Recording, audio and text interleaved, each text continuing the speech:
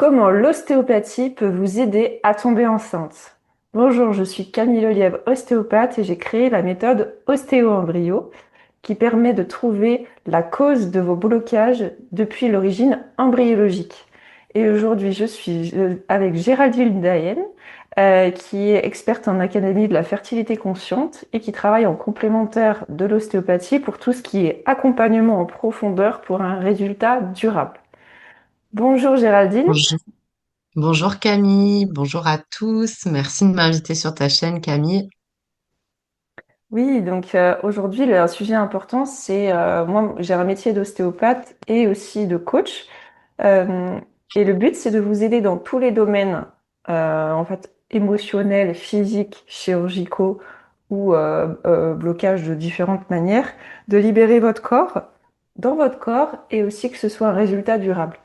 Donc aujourd'hui, on va parler vraiment de déjà ce que je peux faire moi en ostéopathie grâce à la méthode ostéo-embryo à vous aider à tomber enceinte, car depuis 2016, j'ai accompagné je ne sais pas combien de femmes qui sont tombées enceintes et qui étaient même en parcours de PMA, qui étaient depuis longtemps voilà, avec des problématiques de grossesse extra-utérine, de fausses couches, des choses comme ça. Et comment on a Et réussi. d'ailleurs Camille, les femmes que tu as pu accompagner ou les femmes qui viennent te voir, elles viennent te voir parce qu'elles n'arrivent pas à tomber enceinte ou elles viennent te voir parce qu'elles ont par exemple une pathologie ou un trouble. Ouais, j'ai plusieurs cas. Donc, il y a plusieurs problématiques. Il y a le syndrome des ovaires polykystiques, il y a l'endométriose. Voilà, il y en a qui ont des pathologies, il y en a où la médecine dit qu'il n'y a rien et c'est une cause inconnue. Mais en fait, nous, même avec, par exemple, quelqu'un qui a de l'endométriose, la cause peut être différente. C'est pas parce qu'il y a de l'endométriose que c'est la cause. Donc, en fait, il faut arriver à trouver, à faire le diagnostic complet. Et c'est le diagnostic qui est le plus important, cette compréhension de l'être humain dans son entièreté. Comme on va prendre une couche d'oignon, des choses qui se sont enracinées, des traumas physiques, chirurgicaux, des traumas émotionnels, tout ça bloque le corps et ça reste engrammé depuis qu'on est dans le ventre de notre maman, je dirais. Donc c'est depuis l'embryologie. Et ça, moi, je vais tester avec des tests particuliers. Même des fois, je prends les genoux et les jambes et je teste tous les organes génitaux. Par exemple, je vais tester les reins avec la rotation externe des genoux. Je vais lever les genoux en rotation interne pour tester les trompes, les ovaires. Et en fait, c'est des techniques. Là, c'est une technique qui vient des Pays-Bas, donc on ne l'a pas en ostéopathie en France, mais je me suis intéressée à ça parce que moi-même, j'ai été malade. J'ai souffert d'anorexie et de la maladie de Crohn et d'aménorrhée pendant 20 ans. Et bah, je me suis dit, je vais quand même pas rester comme ça toute ma vie sans que les médecins me disent, bah, il n'y a plus de solution pour vous à part prendre des corticoïdes et puis être hospitalisé, renourrir le corps, mais en forçant le corps, ça marche pas. Donc je me suis rendu compte que remettre le corps en sécurité et de trouver la cause et que en fait la conséquence, le symptôme disparaisse de lui-même, c'est comme ça que ça fonctionne. Et c'est comme ça qu'aujourd'hui je suis tombée enceinte et que j'arrive bientôt dans mon troisième mois de grossesse. Là, ça passe très vite.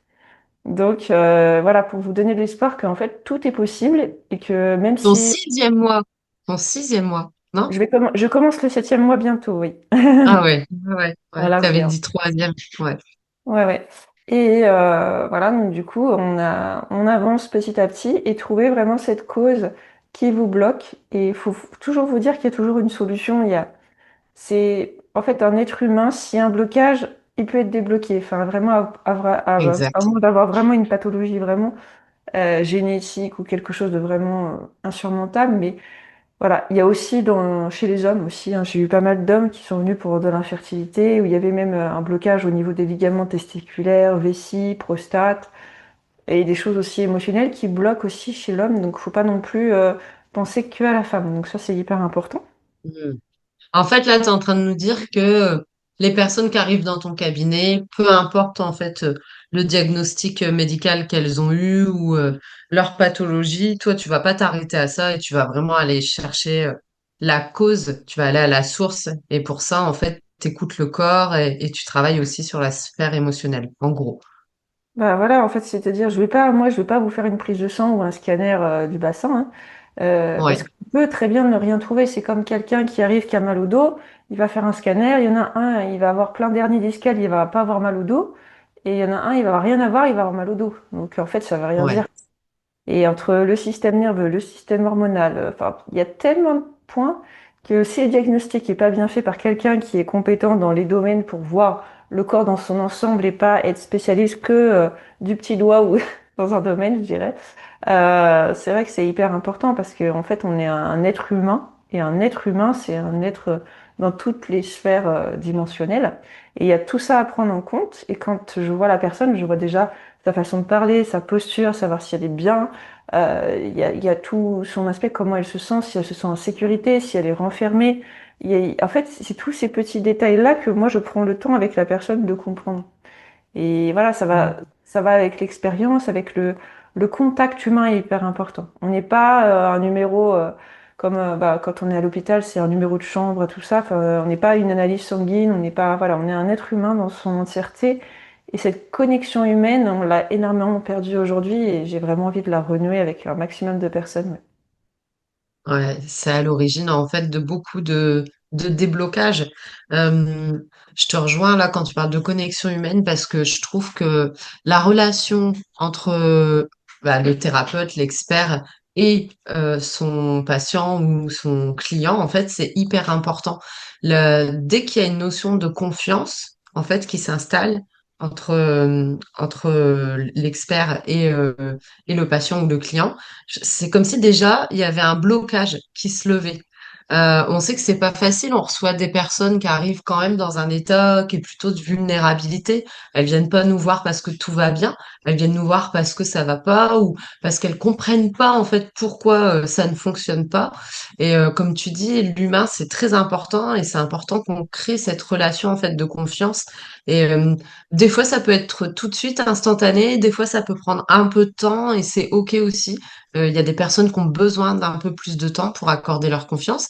Mais à partir du moment où il y a cette notion de confiance, ce lien de confiance qui se met en place, déjà, c'est comme si l'énergie, elle circulait, en fait, entre le thérapeute, enfin, le praticien et le client. Et déjà, il y a un nœud, il y a un blocage, en fait, qui se lève. Et c'est comme si, en fait, inconsciemment, énergétiquement, l'expert avait accès au corps et aux mémoires en fait du client. Je sais pas si tu me rejoins dans ce que je te dis, Oui, oui, mais c'est très intéressant ce que tu dis parce que il y a le ressenti, il y a le fait que je sois compétente dans le fait que je me sois formée à la technique, au test. Il y a aussi mon ressenti en tant qu'être humain. Il y a tout ça ouais, qui est subtil et c'est pas un robot qui pourrait me remplacer, je dirais. Euh, ouais, c'est vraiment des tests et en fait, ce qui compte, c'est surtout de libérer vraiment l'origine du problème et de pas corriger les conséquences. Parce que si on enlève une compensation du corps, c'est là que là, ça peut complètement tout décompenser. Et là, bah, la personne ne se sent pas bien après. Donc, des fois, le plus, ouais, c'est pas une consultation d'une heure. Moi, mes consultations, elles durent 30 minutes maximum parce que je vais corriger directement la cause et ça va très vite dans ma tête. Le diagnostic est fait très vite, je vais directement corriger. Donc, ça n'a rien à voir avec bah, ceux qui viennent juste d'être diplômés, où ça dure souvent une heure parce que il y a toute une phase de test, ils corrigent aussi ce qui ils trouvent un blocage, ils débloquent ce qui est bloqué, sans vraiment avoir une relation très forte de savoir vraiment quelle est la cause de quoi. Et c'est tout ce travail-là qui est le plus dur, je dirais. C'est au moment où on a l'impression que bah, c'est tout facile ce que fait le thérapeute, que là, il est vraiment compétent parce que c'est une fluidité, quelque chose de très naturel qui vient avec l'expérience. Ouais. on pourrait presque dire que toi, tu es une spécialiste généraliste. Parce qu'en fait, tu as une connaissance en fait de tellement de domaines, que ce soit physique, de tous les systèmes en fait du corps humain, que ce soit émotionnel. C'est pointilleux, mais c'est surtout en fait toutes les sphères. Ouais, ça, je pense que c'est à la passion. Le fait que j'ai souffert et que j'ai fait que de me former Mm. depuis, je suis tout le temps à la page, j'écris des articles scientifiques, je fais des choses vraiment pour essayer de comprendre au mieux le corps humain et j'ai envie de continuer jusqu'au bout de ma vie parce que c'est ce qui m'enrichit, ce qui améliore mes compétences et ce qui apporte du résultat. Et rien que la satisfaction des personnes que j'accompagne en ostéopathie ou en accompagnement à distance, c'est vraiment un sentiment de dire, ah bah moi je sers à quelque chose, j'ai vraiment une utilité et les personnes sont tellement transformées alors qu'elles étaient désespérées au départ. C'est vraiment une grande victoire. Et pour que les personnes qui nous regardent comprennent un petit peu plus, tu vois, un peu plus en profondeur comment tu travailles, si par exemple une femme vient te voir, c'est la première fois que tu la rencontres, est-ce que c'est des séances uniques? Est-ce que c'est un suivi en ostéopathie comme pour les accompagnements? Combien de temps il faut entre chaque séance? Comment ça fonctionne en fait exactement si on vient travailler avec toi? Ouais. Alors moi, je suis pas comme le kiné où je prescris 10 séances de kiné. En fait, je vais voir la personne la première fois, la rééquilibrer au niveau de ses appuis pour qu'elle soit équilibrée sur les deux pieds gauche-droite, rééquilibrer tout le petit bassin, les ganglions réflexes au niveau du dos, tout l'axe en fait on va dire horizontal du bassin et au niveau viscéral, embryologique. Donc, si par exemple, je vais vous donner un exemple, le nombril, notre nombril, il est relié avec un ligament à la vessie et au foie.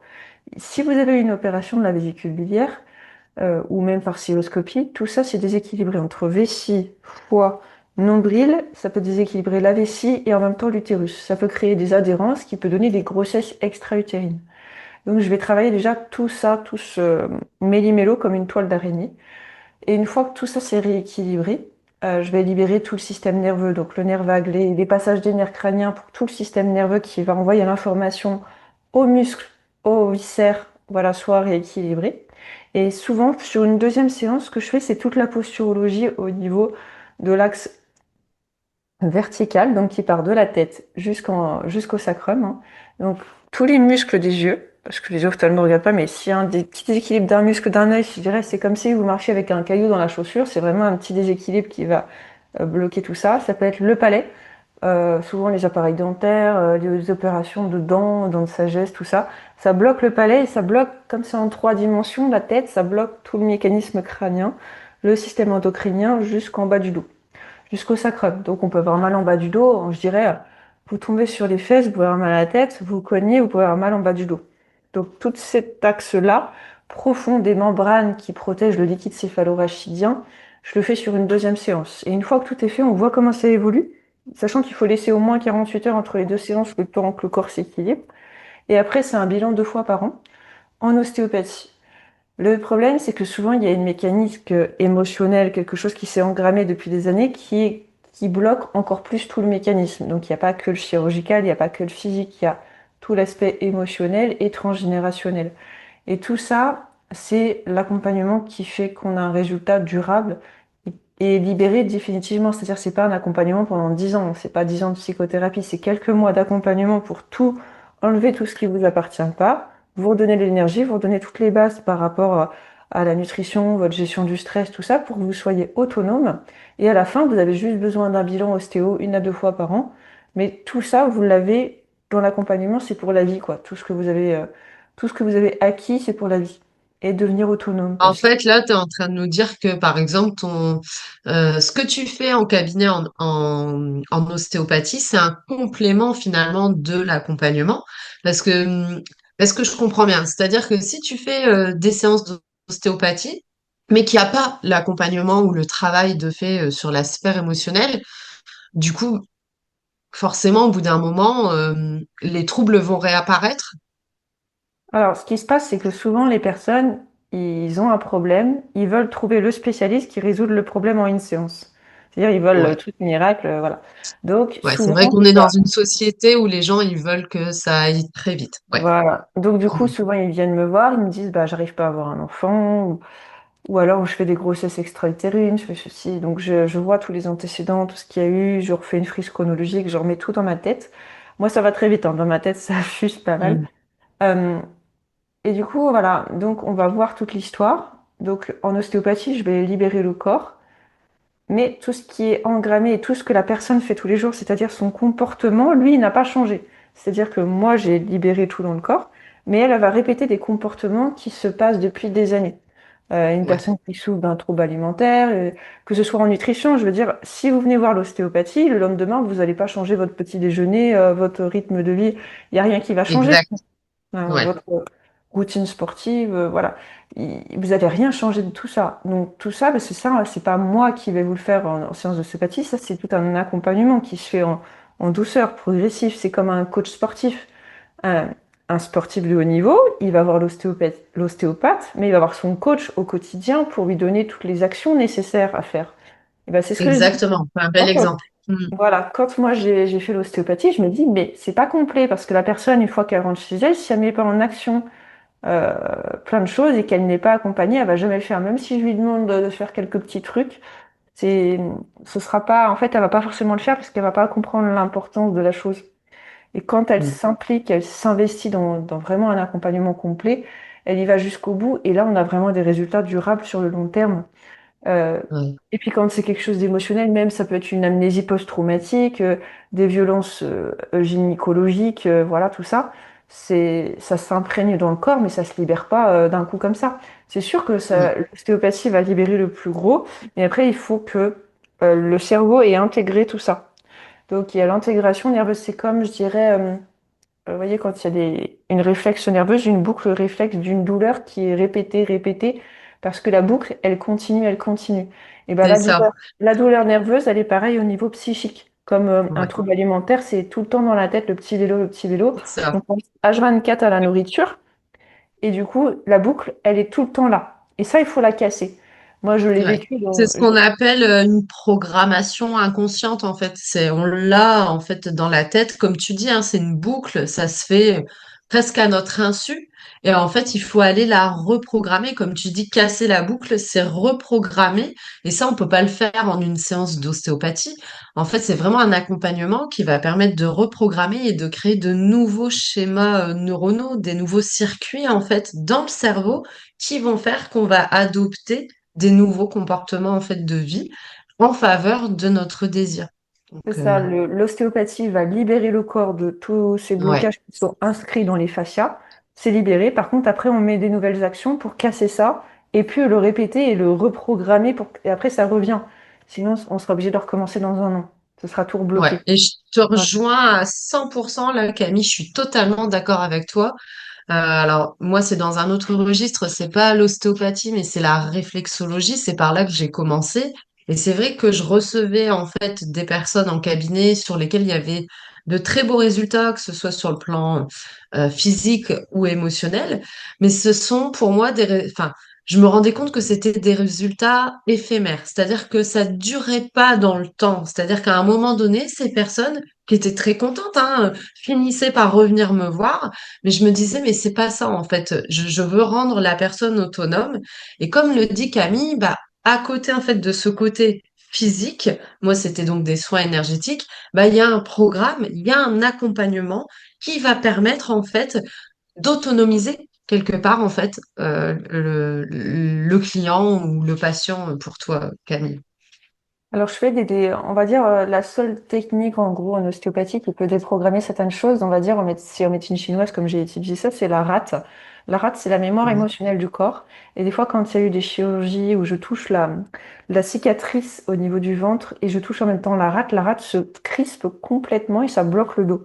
Et en fait, je fais une déprogrammation, ça, je le fais moi-même. Il n'y a pas besoin de parler, tout ça. Donc ça se fait très rapidement. Mais là, on est vraiment sur un trauma chirurgical physique que la personne a vécu.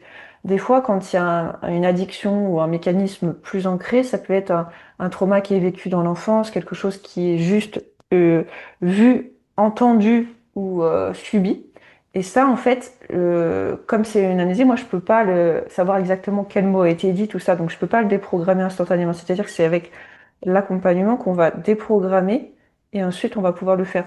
Donc en fait, euh, je dirais, la meilleure Complémentaire. chose, c'est trouver le bon diagnostic, de faire les choses dans le bon ordre, comme une couche d'oignon. Faut pas enlever les couches dans le mauvais ordre. On enlève dans le bon ordre. Et c'est vrai que les personnes qui ont l'ostéopathie et l'accompagnement, c'est top parce que le corps il se libère, en même temps c'est durable. Que demander de mieux, quoi. C'est le top de chez top. Pour les C'est personnes la cerise sur le gâteau, là, en fait, ouais. si on peut faire les deux. Bon, il faut savoir aussi que pendant le Covid, j'ai quand même traité des personnes à distance en ostéopathie qui avaient super bien marché. Par exemple, des personnes, c'était, on va dire, un bébé qui avait un torticolis. La maman m'a appelé le lendemain, il avait plus rien. Et j'avais fait à Hmm. distance. Donc, je me connecte à la personne, je fais toute l'embryologie. Tout ce que je fais au cabinet, je le fais à distance. Et ça, pour les personnes en accompagnement, si vraiment ils en ont besoin, je peux le faire à distance. Donc, il n'y a pas de Ouais. blocage. pas de blocage là-dessus. C'est la même connexion, la même énergie pour libérer. Mais Ouais, est-ce que l'énergie circule, hein, qu'on soit, pour expliquer un peu aux gens, parce que tu vois, je sais que là, il n'y a pas encore longtemps, pourtant des personnes du domaine de la santé, j'ai fait un soin moi personnellement énergétique à distance et on m'a dit, enfin quelqu'un professionnel de la santé qui m'a dit ah bon, tu peux faire une séance d'ostéopathie à distance. Et il y a encore beaucoup de personnes qui savent pas en fait qu'on peut faire ce genre de soins à distance. Pour vous expliquer vraiment c'est invisible, c'est pas perceptible, mais l'énergie circule. Donc le praticien a une intention, voilà, et cette intention en fait va en fait circuler dans le champ quantique et arriver en fait jusqu'à vous. Pour vous donner un petit exemple, juste parce que je sais que vraiment pour nous ça nous paraît tellement évident parce qu'on est dedans, mais il y a plein de personnes en fait qui comprennent pas ce concept. Et pour vous expliquer, eh ben, imaginez en fait, vous pensez à quelqu'un que vous n'avez pas vu depuis un petit moment. Vous avez une pensée pour cette personne et puis bah le jour même ou quelques jours après, cette personne vous contacte. C'est ce qu'on appelle en fait un échange d'énergie en fait dans l'invisible. Et ben c'est la même chose pour les soins énergétiques, pour l'ostéopathie. On peut faire ce genre de soins à distance. Et le Covid, malgré en fait cette période qui a été très difficile pour certaines personnes, bah, ça a vraiment eu l'avantage de développer ce genre de pratique, de technique où on peut vraiment travailler maintenant à distance. Donc, si ce que Camille vous dit vous intéresse, vous appelle, mais que vous vous dites, bah mince, j'habite dans le sud de la France ou dans le nord de la France, bah c'est OK en fait. Ça peut, l'énergie circule et les soins en fait sont tout aussi efficaces qu'ils soient faits en présentiel ou à distance. oui, et puis moi, je peux pas accompagner tout le monde, hein. Je veux dire, c'est que les personnes, voilà, il y a certains types de personnes, je fais toujours un entretien, c'est pour ça un échange avant. Et le but, c'est que ce soit efficace, hein. Donc, il faut voir la problématique, voir moi si je peux vous accompagner et, euh, et que voilà, l'échange, la connexion humaine soit là. Et après, tout se passe bien. Ce qui compte, c'est que vous soyez en fait en vraiment une motivation profonde, c'est que vous ayez quelque chose, une envie profonde. Si c'est pour avoir un enfant, bah, pourquoi vous voulez avoir cet enfant et pourquoi aussi rapidement, pourquoi voilà, et à vous aussi, parce que si c'est juste avoir l'enfant, mais vous ignorez totalement, il n'y a pas d'amour pour vous, tout ça, il y a tout cet aspect-là aussi qui est hyper important. Donc moi aussi, je vois la personne dans quel état elle est, et s'il y a un blocage là-dedans, ça peut pas marcher, quoi. Donc voilà, je vais pas vous trouver une méthode miracle si vous êtes bloqué et qu'il n'y a pas cette intention derrière. Donc tout ça, cet accompagnement, ça vous permet d'accéder à ça. Euh, et puis voir votre environnement, tout ça. Donc il y a tout un contexte. Quand je revenais tout à l'heure, je vous avais expliqué la vessie, le nombril, la vessie et le foie. En fait, la vessie, quand elle va à gauche, elle se remplit et à droite, elle se vidange. Donc il y a des femmes, des fois, elles me disent, bah, je vais aux toilettes toutes les 5 minutes pour faire que 3 gouttes. C'est que la vessie, elle n'arrive pas à bien se Mm. remplir, donc elle est bloquée. Et souvent, les problèmes gynécologiques, les règles douloureuses, tout ça, c'est lié aussi à ça. Donc ça, moi, je le débloque en ostéopathie. En fait, c'est plein de petits détails comme ça, comme la rotation de l'intestin, c'est dans le sens inverse des aiguilles d'une montre. Donc le rein gauche, il doit monter, le rein droit doit descendre. L'ovaire, c'est pareil, le ovaire gauche, il monte, le droit, il descend. Et chez les hommes, le testicule gauche monte, le testicule droit descend. Et j'ai remarqué aussi chez les cavaliers ou les cyclistes, chez les hommes, souvent le testicule, il est resté bloqué en haut. Donc il faut descendre le ligament du testicule pour qu'il puisse revenir dans la norme. Et parce que c'est très important pour la fertilité que les testicules restent au frais. Si elles sont trop remontées, trop chaudes, le spermatozoïde devient infertile. Voilà, c'est pour vous donner des exemples en fait il y a aussi tout le couple, tout ça. Moi, je regarde tout, hein. C'est pas que se focaliser que sur les oestrogènes, les ovaires, les machins. Il faut pas rester borné avec des œillères. En fait. Il faut être ouvert d'esprit. Et ça, un gynécologue ne l'a pas forcément. Après l'avoir vu, c'est des fois on passe à côté de choses. Ouais. Il faut avoir vraiment cette vision-là. Et moi, je prends le temps de ça pour les couples, pour les femmes, pour tout le monde, vraiment de prendre le temps de voir la personne et le couple. Il y a la personne et l'entité couple qui est hyper importante. Et la communication dans le Et couple. Mm. Donc ouais, t'accompagnes, que ce soit les hommes, les femmes, le couple. D'ailleurs, toi, Camille, t'accompagnes pas non plus que les femmes qui n'arrivent pas à avoir d'enfants. T'accompagnes aussi les femmes enceintes. T'accompagnes aussi. Oui, tout à fait. Ouais. Alors, alors, il y a les femmes enceintes, la préparation à l'accouchement, optimiser tout parce qu'il y a des personnes qui peuvent avoir un diabète gestationnel, il peut y avoir des problématiques où les personnes ils ont peur d'avoir une césarienne, d'accoucher avec la péridurale, de vouloir accoucher physiologiquement, c'est-à-dire je les aide à accoucher physiologiquement. Et puis le bilan post-natal, donc la mère et le bébé. Après l'accouchement, il faut remettre justement les organes. Les organes, ils ont bougé avec le bébé. Il va falloir descendre le diaphragme parce que le diaphragme est remonté en haut. Il va falloir le libérer pour éviter d'avoir les jambes lourdes, la circulation du sang. Il y a tout le système sanguin. Donc le libérer après l'accouchement. Et le bébé, ce qui est hyper important, c'est le développement psychomoteur. J'ai été formée en neuropédiatrie. Donc vérifier tout le développement psychomoteur. Développement des deux hémisphères cérébraux, que le bébé puisse bouger la tête de chaque côté, déjà, pour pouvoir faire le quatre pattes, développer les deux hémisphères cérébraux, la marche, éviter les problèmes de scoliose, les problèmes d'appareil dentaire plus tard, les coliques, les problèmes de sommeil. Il y a tellement de choses à faire que vraiment, ce serait dommage de passer à côté. Donc tout l'accompagnement femme enceinte, post-accouchement, et aussi beaucoup, je suis beaucoup dans les troubles alimentaires. Voilà. Parce que les troubles alimentaires, c'est quelque chose de très caché. Et il y a des personnes hein, qui le cachent. C'est pas forcément une histoire de poids, hein, même avec un poids normal, qui joue un trouble alimentaire peut jouer aussi pour les problèmes de fertilité et tout. Ça, c'est hyper important, oui. Mm. Mm. Ouais, comme ça donne une belle palette en fait de ce que tu peux proposer, ce que tu fais comme accompagnement et de qui tu accompagnes.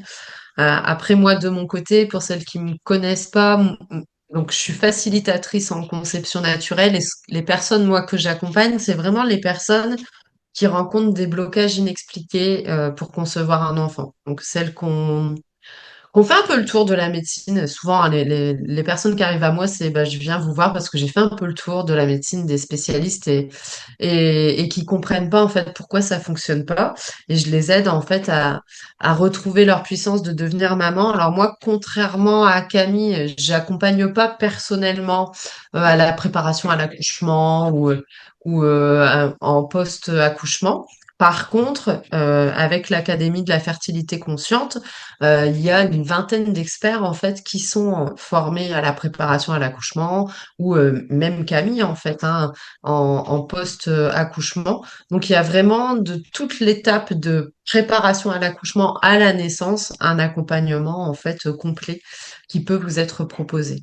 Ouais, c'est top, j'aurais dit. Et j'ai aussi, c'est vrai, des personnes aussi qui me demandent, en ostéopathie, j'ai beaucoup de personnes qui sont en transition de vie. Alors, ça peut être soit des adolescents qui vont passer un examen pour la gérer le stress, soit des personnes après une séparation, un divorce, ou soit le passage à la retraite aussi. Parce que le passage à la retraite, ou même la ménopause, préménopause, des changements hormonaux, vont impliquer différentes problématiques de vie, redonner un sens à sa vie et tout ça. Et ça, c'est hyper efficace. Donc, faut savoir aussi que j'ai beaucoup de demandes pour ça dans ma patientèle d'ostéopathie. Donc c'est vraiment, voilà, je me limite pas à quelques personnes. C'est vraiment ma spécialité du départ. C'est élargi parce qu'elle marche vraiment pour différentes problématiques et c'est comme les résultats sont bons, on y va quoi. Voilà Géraldine. Ben, en tout Eh cas, bien, merci, Camille. oui, on a bien déjà dégrossi. Si vous avez des questions ou des choses que vous voulez qu'on parle dans la prochaine vidéo, n'hésitez pas à les mettre dans le commentaire, à vous abonner et à prendre votre appel découverte de conversation, que ce soit avec moi ou Géraldine, qui vous est offert pour qu'on puisse faire un diagnostic hein, et trouver un plan d'action ensemble pour résoudre votre problématique. Voilà, Ouais, et comme l'a dit Camille, n'hésitez pas à nous suggérer en fait des idées en fait de vidéos que vous voulez qu'on fasse. Ce sera avec grand plaisir. oui, parce que des choses, on a plein de choses à dire, mais il faut que ça vous intéresse, donc c'est ça le plus important. En tout cas, merci et bonne journée. Merci, bonne journée à tous.